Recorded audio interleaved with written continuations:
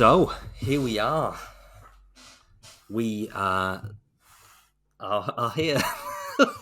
Here we are. We're in a very rainy Gotham City, Gregory. Yes. Yes. So yeah, as we mentioned at the start of the episode, Saturday morning, Gregory and I, along with Mark, friends of the show, Mark and Johnny, travelled all the way over to the beautiful Light Cinema in Stockport, and we got an 8:15 showing of The Batman. Matt Reeves is The Batman. I wish they did this more often. Put these screenings on at 8:15 because that's the kind of time where I can dig that. Get home. Yeah. Perfect. So 2 hours and 55 minutes of The Batman. Matt Reeves. So it's got a bit of a troubled production history, this, because Ben Affleck was writing and was going to direct The Batman, and it was going to be a little bit more like Arkham focused. But then basically Ben Affleck was like, you know what? I think I want to just focus on being Batman in it. I might write it, but I don't want to direct it. So they brought in Matt Reeves to direct. Then Ben Affleck was like, I tell you what, I'll just be Batman and I won't write it. So Matt Reeves was going to write and direct it. And then Ben Affleck was like, you know what, I don't want to do this anymore and dropped out. So then, then they took a whole different direction. R. Pats was brought on to film Batman. And then we kind of spoke about it a few months, probably a year or so ago, that there was troubles because they were not getting on, Matt Reeves and Robert Pattinson. And the rumor is, and again, maybe we will speak about this shortly, but like David Fincher, famed director, Seven, Zodiac, all those sorts of films. He's notorious for doing lots and lots of takes. So when Jake Gyllenhaal was filming Zodiac, he made him like do this one particular scene something like 80 times just to get it right. Okay. And I'm thinking Jake Gyllenhaal probably isn't going to get it wrong, but Fincher apparently does the thing. He does it so many times, so people sort of get so tired they don't like show off anymore. They give like more natural performances. Yeah. The Batman is heavily influenced by Zodiac and Seven, so I'm thinking Matt Reeves is doing the same sort of trick, and Robert Pattinson was not having any of this. There was a trouble past.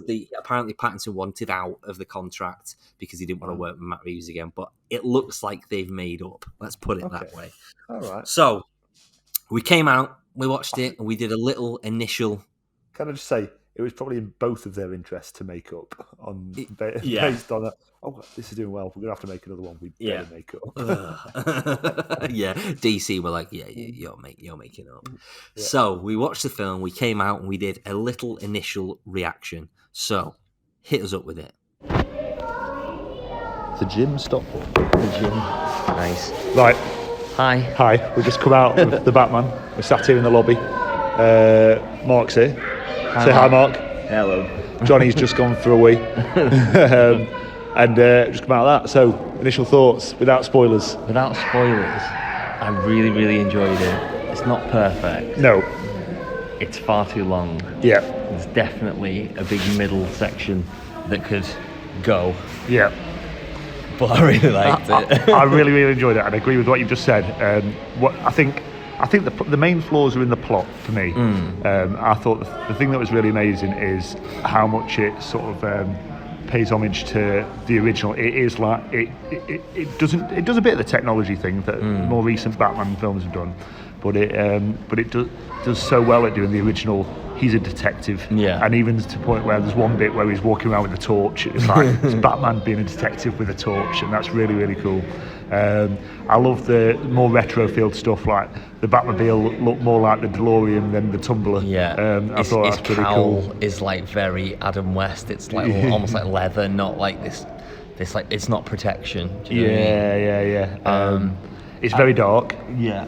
My main takeaway is I really like Pattinson anyway, but I think he's really good as this like brooding Batman, and I kind of like that, like any minute, I know it's like the most emo Batman ever, but like any minute it looks like he's about to cry, and it almost looks like he's in pain wearing the suit. Yeah, definitely. Which I think is quite a cool little. It's uncomfortable. Well, the whole thing, he's 2 years into doing this. Yeah, it's kind of in its infancy still.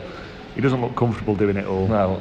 And you see him make mistakes. Yes. Made us laugh. They're the funny bits. There's like 2 funny bits in the entire film. Yeah. It doesn't try and hide the fact that it's very much like very influenced by sort of film noir. Yeah. Like that sort of, it could almost be like a Chicago detective crime. Yeah. Everybody's and it's a big British cast as well, and everyone's like very, "Oh, you wise guy." Yeah. You know what I mean?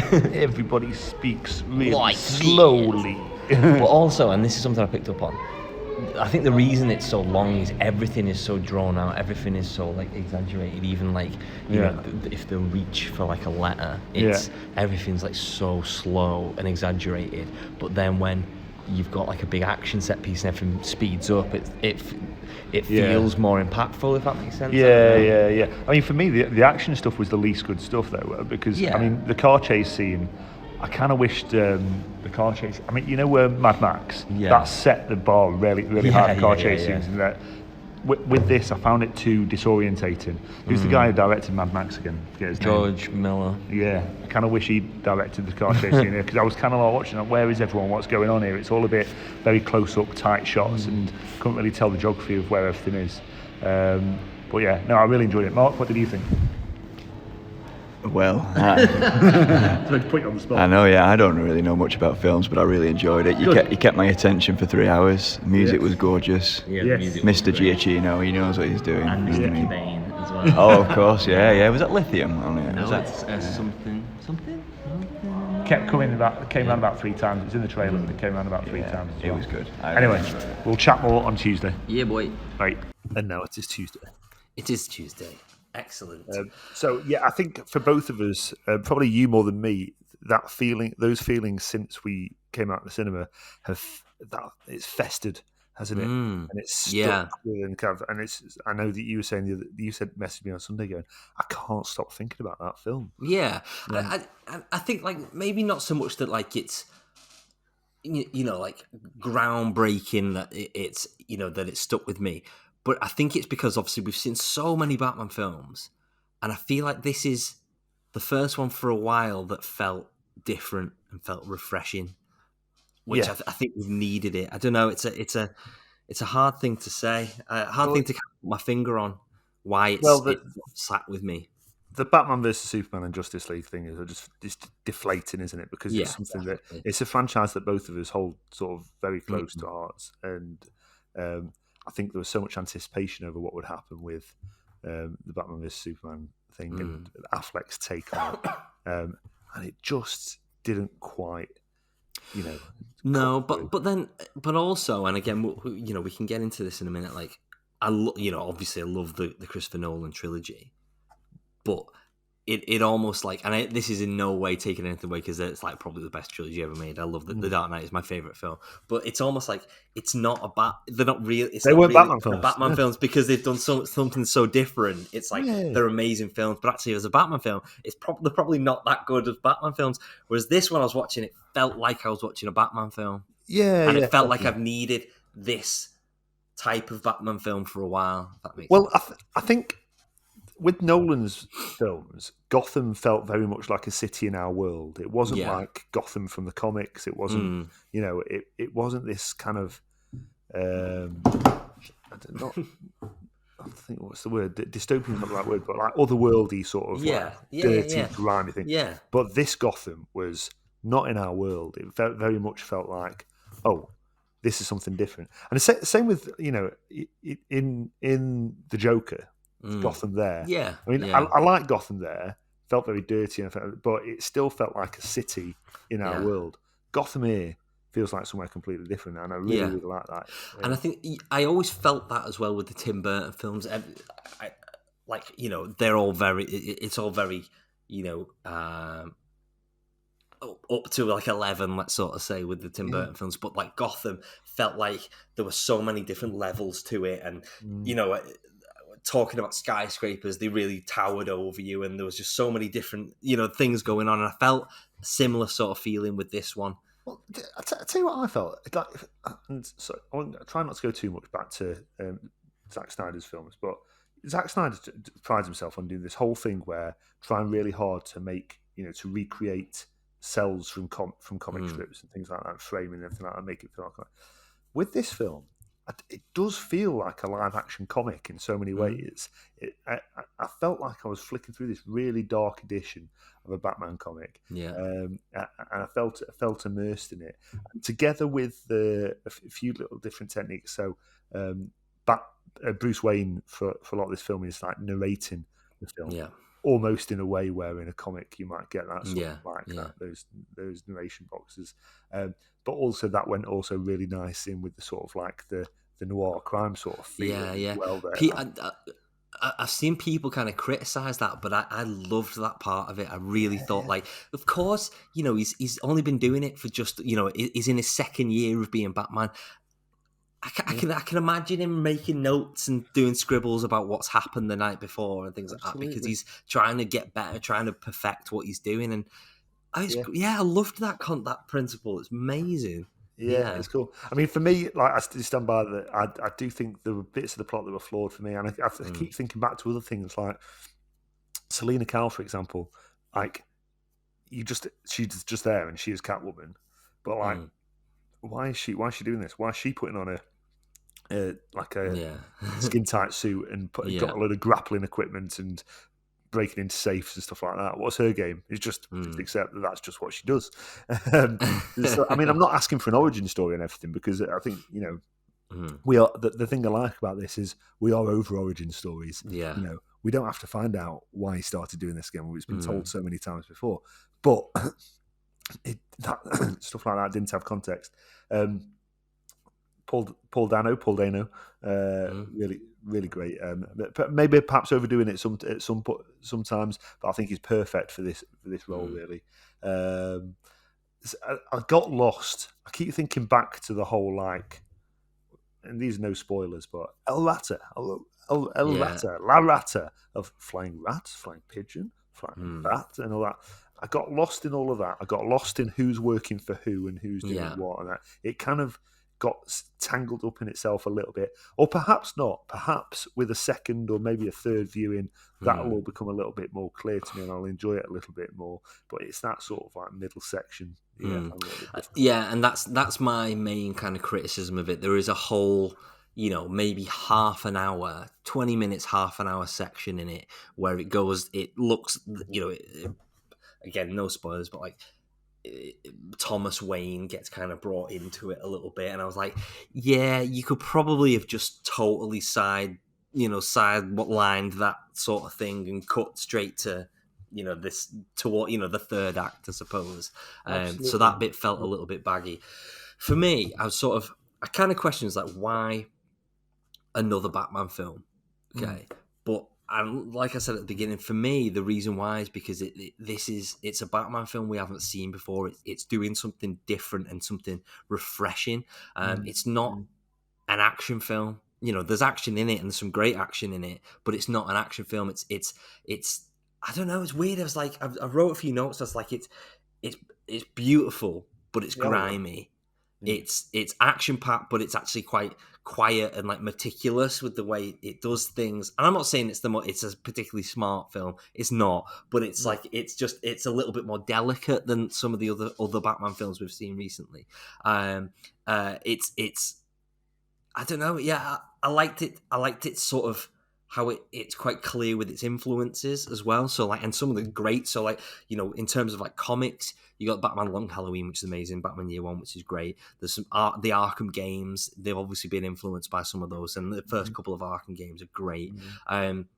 Whether it likes it or not, Batman Begins, there's definitely influences of Batman Begins in there as well. But why would you not want to be influenced by that? It's a great film. But then away from Batman, you've got things like, as we said, like Blade Runner, that sort of rain-soaked streets of Gotham definitely felt like Sin City. Sin City, definitely, to a certain extent. And then you've got your Fincher thing, so Seven does the exact same thing. Every single shot where it's outside, it's raining in Seven, so it wants it to kind of feel like that. You're weighed down by it. And obviously Zodiac as well, because like, the whole Riddler sort of guys is made is basically straight from like the Zodiac Killers. I love that noir voiceover, as we sort of said. It's like Blade Runner. It's looking in. I love that kind of thing at the beginning where it was like look at people committing crimes or about to commit crimes, and then they'd look into the shadows and like, oh, he's gonna come out, but it's like actually he doesn't. He's not there. But that's the whole point. He wants to kind of create the fear. Create that fear, invoke that fear, which I really loved that. And again, it's like Nolan kind of touched on that a little bit, but it didn't really go into as much detail. And I really liked that sort of opening. Well, the opening scene is a Riddler scene, and it's very dark. But I really like that first kind of Batman introduction scene. Great.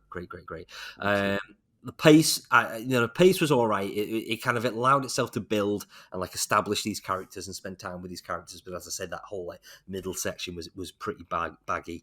I suppose cast. Let's talk about the elephant. Jeffrey Wright. What's Jeffrey Wright not good in? Do you know what I mean? I know he is just amazing. And I love the kind of buddy cop thing that they had going on. Exactly. As well. I sort of noted that, and like I sort of thought like it's a film of like partnerships, right? To a certain extent. So, but it's like it's brutal Batman because and I like that side of things as well. It's like it's.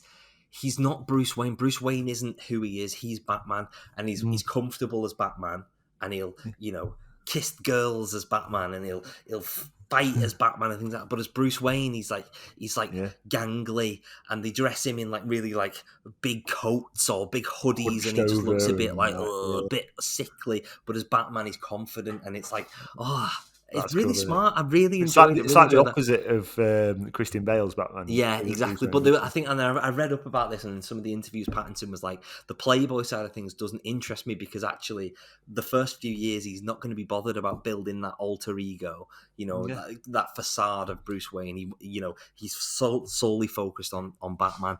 That'll come with time. Do you know what I mean? But going back to it, that film, it's a film about partnerships, and it's him realizing that he can't do it alone.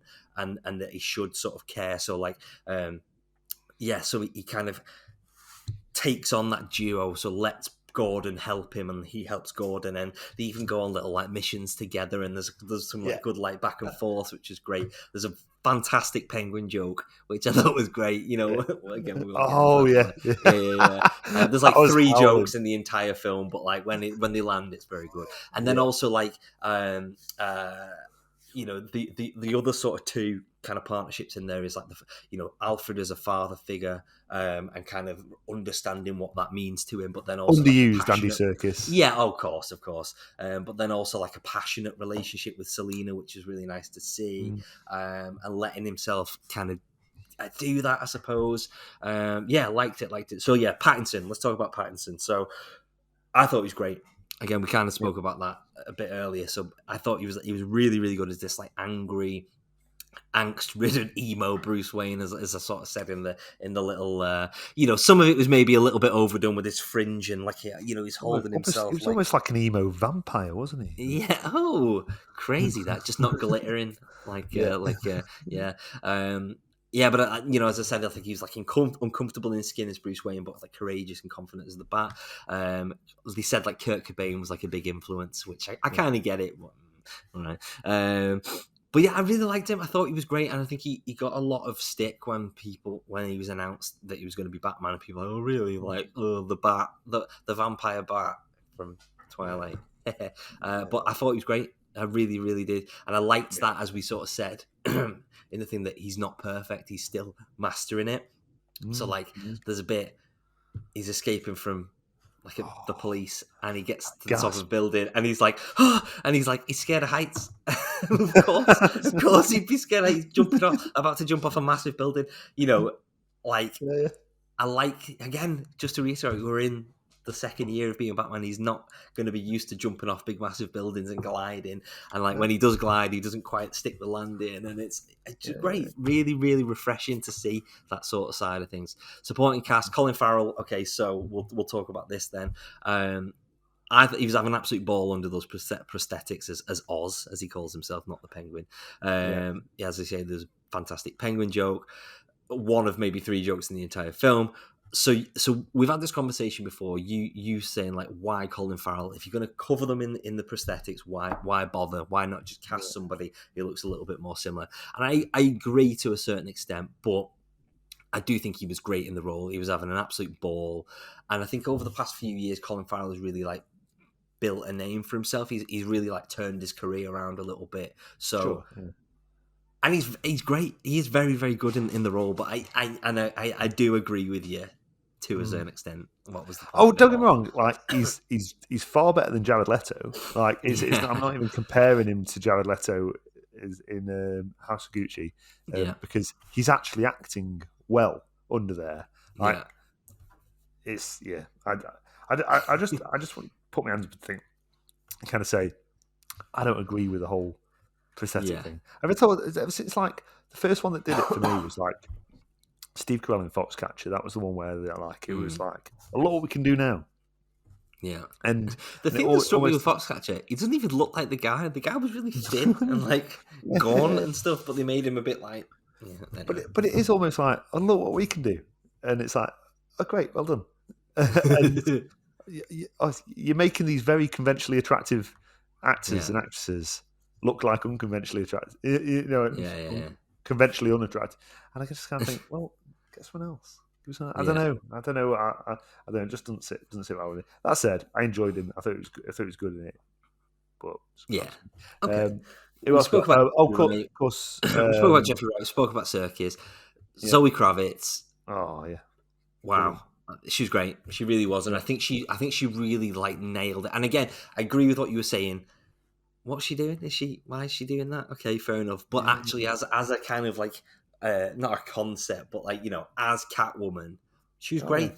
Sort of. Well, it's that she's that great character, isn't she? And it's a bit like, and the same Anna Hathaway played her. It's like whose side is she on? Can you trust her? Should you watching it thinking, should Bruce be trusting her? Is that uncomfortability? But also intrigue as well, and she really portrays that quite well. And she gets the physicality like really, really right as well, which I think Anne Hathaway is maybe lacking slightly in The Dark Knight Rises. She was a bit too kind of like clean and I don't know, proper, I suppose. Where like I think Zoe Kravitz is like she's sleek and like and I'm not like sexualizing it in any way, but like flexible and do you know what I mean? I think there was just like there's something quite feline about it. Yeah, definitely. Would have been like far better in Cats. Hey, good one. Yeah, got it, good. And then Paul Dano, as you said, like he was great. There was a few bits when he maybe slightly overdid it, but he found, and I always love this in when you have like an over.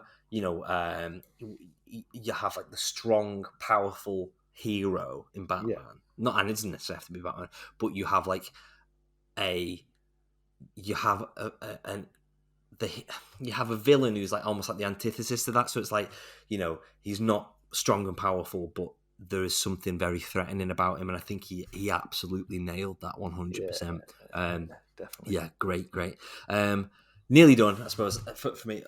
Also, like I like there's lots of little touches that I really enjoyed in the film. So almost from like even little things like the collar on the bat suit, which I'd never really noticed before. I was like, yeah, you'd have a collar because you can actually turn your head, but you're still protected. Liked it. Cool. Batarang in the chest. Yeah, batarang in the chest. The cowl was like it felt like the Adam West cowl. It wasn't like for protection. It was made out of leather. You know what I mean? So it wasn't there to for Bane to smash. But I'd tell you what, a lot of the rest of his armor is there for protection because he takes a lot of bullets. He takes a lot of bullets in this film, definitely. The Batman, I love how the Batmobile was seen as this like threatening like beast. Do you know what I mean? So there was a bit where like you've not really seen the Batmobile before, and then you just hear this like. Well, yeah, but even before that, you see it in the Batcave, but like covered up sort of thing. It's like, oh, there it is. Yeah, but like, but it's that. It's like you hear it before you see it, and it's like it's like a growling beast, isn't it? Oh, like, and then he just stalls it. It's just that funny. So again to kind of like end it for me, I'd say like it's not perfect, but there was so much to like in it that I came away going, I really, really enjoyed it. Do you want to hit? Yeah, absolutely. And I'd agree. And this, I think, when anything I say I've got negative to say about it, it's only because, I'm super critical of it, because I guess it's because of the Nolan thing.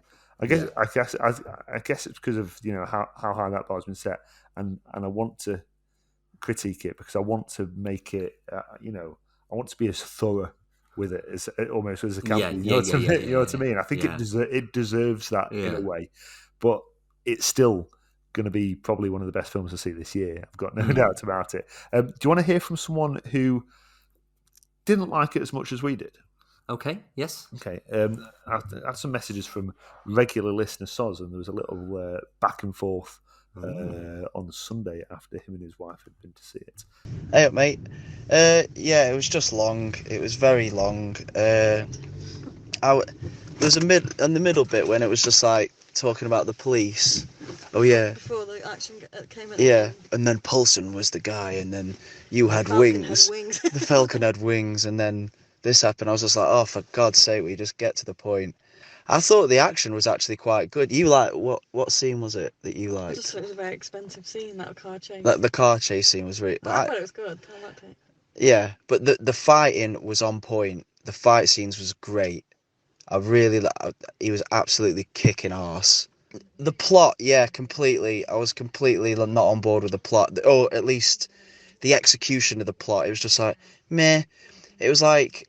But the individual characters were brilliant. Like, Batman was ace. I thought Arpats nailed it. And it was like a buddy cop movie for, like, him and Gordon were just, like, on the trail of a killer. And it was almost like it wasn't even a Batman film, which was cool.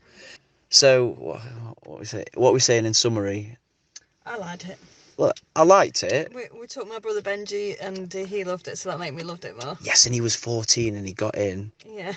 So, in summary, it was good characters, great aesthetics. Is that what I'm going for? But poor delivery of the plot ultimately, and I was kind of losing interest a little bit. But good action.